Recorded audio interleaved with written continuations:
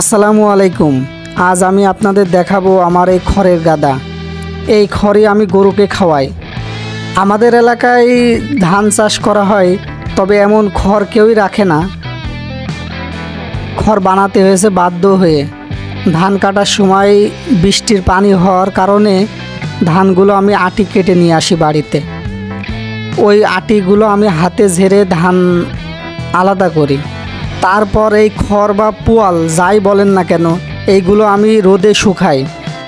এখানে খড়ের গাদা বা পালা দিই। আমরা মূলত প্রতিবারই ধান কেটে এই বিশালি বানাই, যেগুলো আটি বাঁধা থাকে, ওই আটি বানাই। তবে আমার এবার সে সৌভাগ্য হয়নি, এজন্য এই পোয়াল বানাতে হয়েছে। যাই হোক, এই পোয়ালও গরুতে ভালোই খায়, তবে এই পোয়ালগুলো কাটার সময় একটু কষ্ট হয়। এই পোয়ালগুলো আউলিয়ে যায়, বেশিরভাগ অনেক নষ্ট হয়ে যায়। তবে এই ধানের এই মৌসুমে অনেকেই বিশালি বানাতে পারেনি, মানুষ এই পোয়াল বানিয়েছে। কারণ ধান কাটার আগ মুহূর্তে বৃষ্টির পানি হয়েছে। অনেক দিন যাবৎ বৃষ্টির পানি জমিতে বেঁধে থাকার কারণে কৃষকরা ধান কেটে শুকাইতে পারেনি, এজন্য আটি কেটে বাড়িতে এনেছে।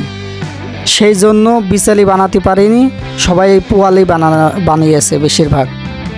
এজন্য এই মৌসুমে সব এলাকায় বিশালির দাম অনেক বেড়ে গিয়েছে। বিশালির দাম 3 ডবল বেড়ে গিয়েছিল।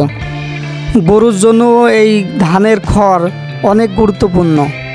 এই ধানের খড়ের সাথে যদি কাঁচা ঘাস দেওয়া হয়, তাহলে গরু খুব ভালোভাবে খায়। আর এই খড়গুলো হাত দিয়ে কাটা খুব কষ্টের। খড়গুলো ধরতে গেলে আউলিয়ে যায়, কাটতে গেলে পিছলিয়ে যায়, এবং অনেক সময় লাগে এই খড়গুলো কাটতে। আমরা যারা খামার করি বা গ্রামে গরু ছাগল পালন করি, তারাই জানি এই খড় কতটা মূল্যবান। অনেক সময় বাজারে কিনতে গেলে দাম বেশি পড়ে, তাই নিজে যদি করতে পারি তাহলে সেটা গরুর জন্য যেমন ভালো, খরচের দিক থেকেও অনেক বেঁচে যায়। এই খড় যেমন গরুর জন্য গুরুত্বপূর্ণ, কাঁচা ঘাস তার থেকেও 2 ডবল বেশি গুরুত্বপূর্ণ গরুর জন্য। কারণ একটা গরুর জন্য যদি শুধু খড় খাওয়ানো হয় 6 মাস ধরে, তাহলে খরচ প্রায় 20,000 টাকা পড়ে যায়। সেক্ষেত্রে কাঁচা ঘাস যদি খাওয়ানো হয় 6 মাসে, সর্বমোট 5 থেকে 6,000 টাকা খরচ পড়তে পারে কাঁচা ঘাসের জন্য। সেক্ষেত্রে খড়ের তুলনায় কাঁচা ঘাসের অনেকটাই সাশ্রয়, অনেক খরচ কমিয়ে দেয়।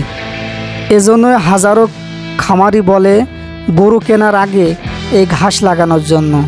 কারণ এই ঘাস ছাড়া গরু পোষা অনেক কষ্টের, অনেক খরচ বা অর্থের প্রয়োজন। সেক্ষেত্রে অর্থ যদি বেশি দেওয়া হয়ে যায়, তাহলে আমার এখান থেকে লাভের অংশ কমে যাবে। এজন্যই কাঁচা ঘাস বেশি ব্যবহার করতে হবে।